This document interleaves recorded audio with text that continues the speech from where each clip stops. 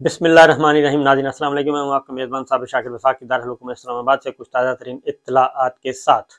सूरत हाल इस वक्त क्या है, हम पॉलिटिक्स पे बात करते रहते हैं और सियासत पे कि जनाब इमरान खान साहब ये कर रहे हैं, नवाज शरीफ साहब ये कर रहे हैं, शहबाज शरीफ साहब ये कर रहे हैं, जरदारी साहब की ये प्लानिंग है, पीपल्स पार्टी, मुस्लिम लीग नवाज, मौलाना की अपनी प्लानिंग है।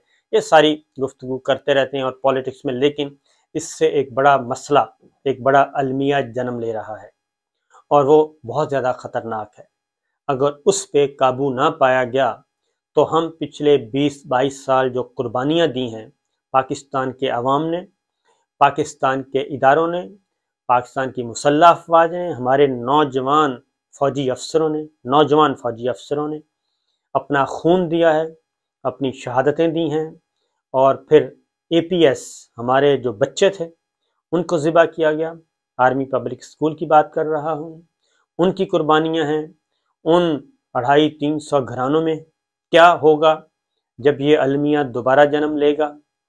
और फिर हमारे जो इंटेलिजेंस इदारे हैं, खा वो सिविल हैं या खा वो मिलिट्री के हैं, हमारी सिक्योरिटी फोर्सेस हैं, हमारी पुलिस है, हमारे पाकिस्तान के अवाम हैं, हमारे असातिज़ा हैं, उन लोगों ने जितनी कुर्बानियाँ दी हैं, पूरे पाकिस्तान ने कुर्बानियाँ दी मिल के दहशतगर्दी के ख़िलाफ़ जंग में। अगर इस इशू को एड्रेस ना किया गया हंगामी बुनियादों पे तो वो सारी की सारी कुर्बानियाँ जो है हमारी रायगा जाएंगी और हम 20 साल पीछे धकेल दिए जाएंगे और हम एक नई जंग में, नई अंदरूनी जंग में हमें धकेल दिया जाएगा और हम देखते रह जाएंगे, हम दांत पीसते रह जाएंगे।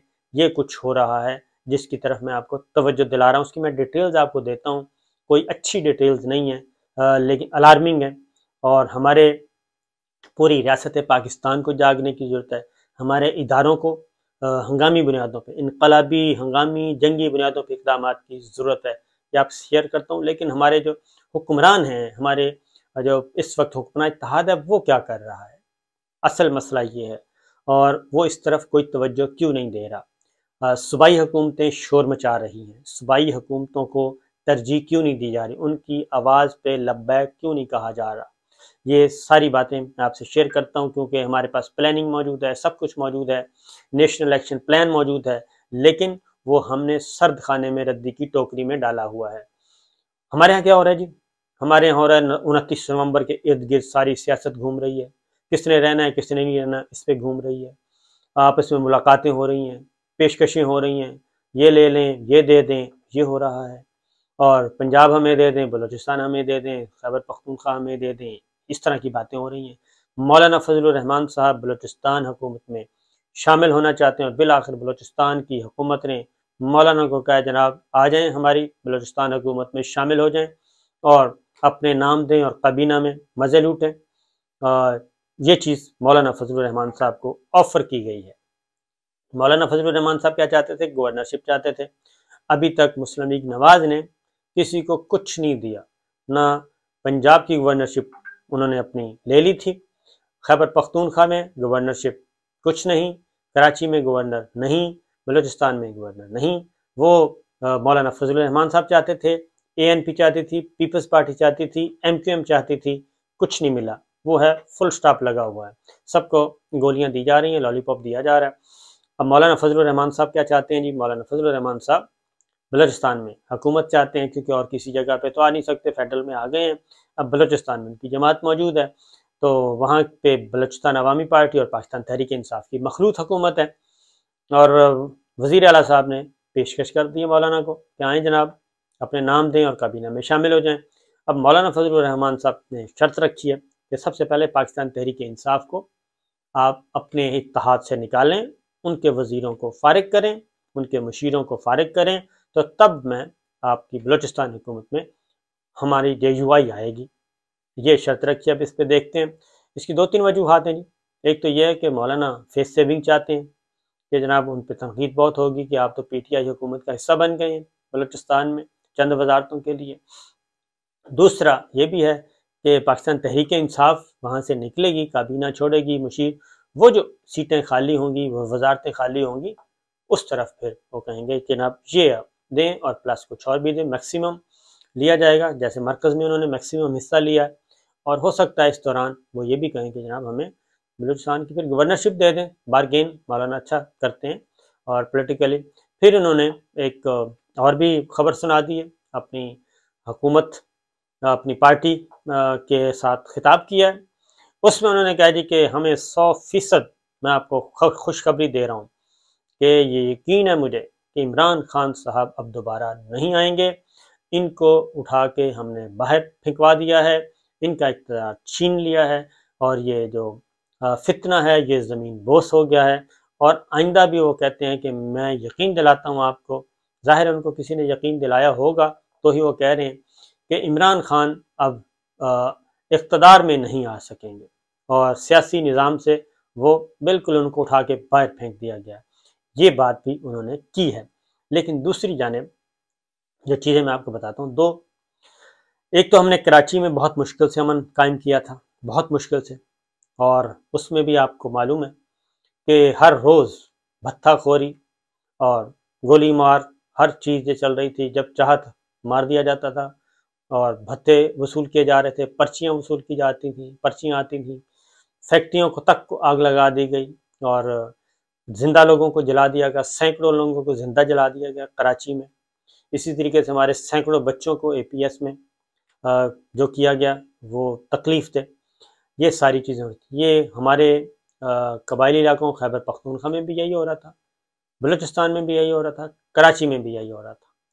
اس پہ ہم نے 20 سال کی مسلسل قربانیوں کے بعد کنٹرول کیا اور امن قائم ہوا، بے شمار قربانیاں دی ہم نے، ہمارے ایک سپاہی سے لے کے گریڈ 22 تک کے لوگوں نے، ایک سکول کے چوکیدار سے لے کے سکول کے پرنسپل، سکول کے وائس چانسلر، یونیورسٹی کے وائس چانسلر تک نے قربانیاں دی، اپنی جان کے نذرانے پیش کیے۔ ہمارے جرنیلوں نے، ہمارے انٹیلیجنس اداروں نے، سول ہوں ملٹری ہوں، دونوں نے دی، اور اس کے ساتھ ساتھ پاکستان کے عوام نے 1 لاکھ لگ بھگ پاکستانی ٹوٹل میں آپ کو کر رہا ہوں، ہمارے پاکستانی شہری بھی اور ہمارے آفیشیل بھی، ان سب کو 1 لاکھ سے زائد ہمارے پاکستانیوں نے جان کے نذرانے پیش کیے۔ لیکن اب ہو کیا رہا ہے؟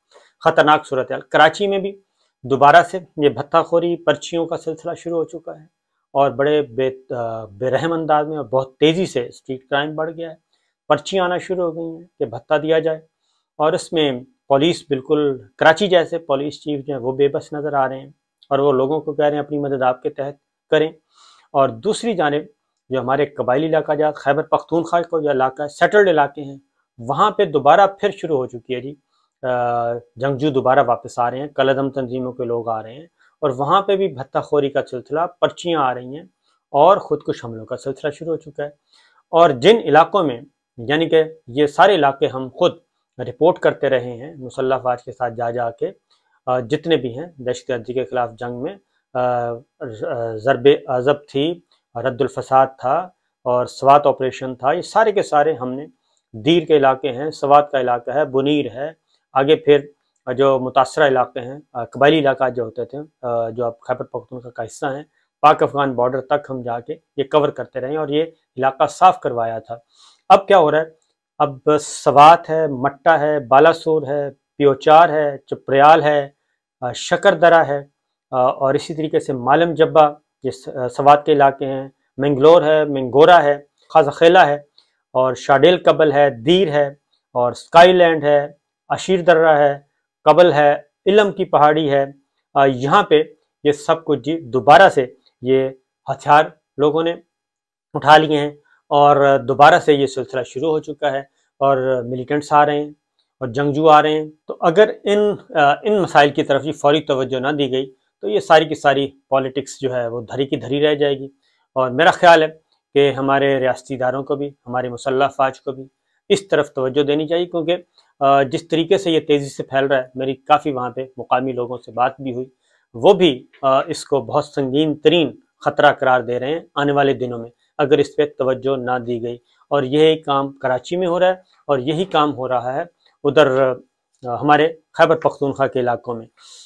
صوبائی حکومتیں مسلسل ڈیمانڈز کر رہی ہیں، army chief general Qamar Javed Bajwa نے بھی متاثرہ علاقوں کا وزٹ کیا، اور خاص طور پہ وہاں کے جو کور کمانڈر ہیں پشاور کے، ان کو واضح طور پہ احکامات بھی دیے، اور اس طرف جبکہ وہاں پہ جی اس وقت احتجاج چل رہا ہے، تو میرا خیال ہے کہ ہماری جو ریکویسٹ ہی کر سکتے ہیں आर्मी चीफ जनरल कमर बाजवा ने ख़ास तौर पे वहाँ का दौरा भी किया, खैबर पख्तूनख्वा के मुतासरा इलाकों का, जहाँ पे शरपसंद दोबारा से वापस आ रहे हैं उस वजह पे, और कोर कमांडर पेशावर को भी अहकाम जारी किए जा चुके हैं। लेकिन वहाँ के लोग जो हैं जी वो मुतमईन नज़र नहीं आ रहे और वहाँ पे एहतजाज का सिलसिला शुरू हो रहा है और कौमी जरगे हो रहे हैं, कौमी अमन जरगे हो रहे हैं और उन पर भी हमले किए जा रहे हैं।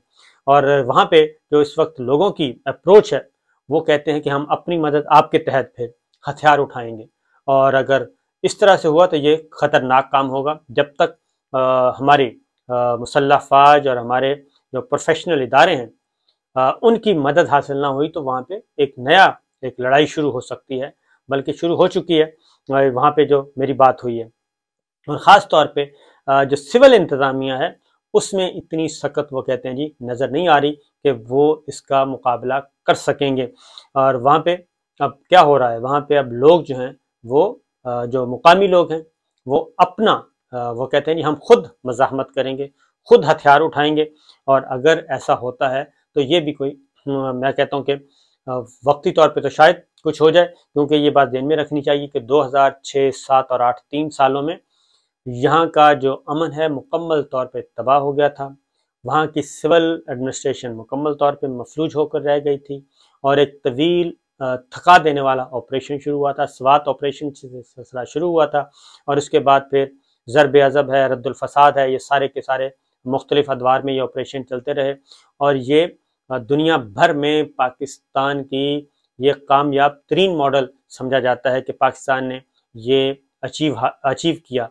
और एक तरफ दुनिया भर की अफवाज अफ़गानिस्तान में कामयाबी नहीं हासिल कर सकी और दूसरी तरफ पाकिस्तान की जो मुसल्लह अफवाज और पाकिस्तान के इदारों और पाकिस्तान के अवाम ने तमाम ने मिल के सिक्योरिटी फोर्सेस ने मिल के ये काम सर अंजाम दिया था, ये कारनामा सर अंजाम दिया था। तो इस तरफ तवज्जो देने की ज़रूरत है, कराची में भी और यहाँ पे भी, क्योंकि वरना अगर ये चीज़ें हाथ से निकलती गई तो मामला ख़राब होते जाएंगे। पॉलिटिक्स पे कम तवज्जो दें, इस तरफ ज़्यादा तवज्जो दें, क्योंकि मुल्क में अमन होगा तो पॉलिटिक्स भी होगी, अगर मुल्क में अमन ही नहीं होगा तो पॉलिटिक्स कहाँ से होगी। इजाज़त दीजिए, अल्लाह हाफ़िज़।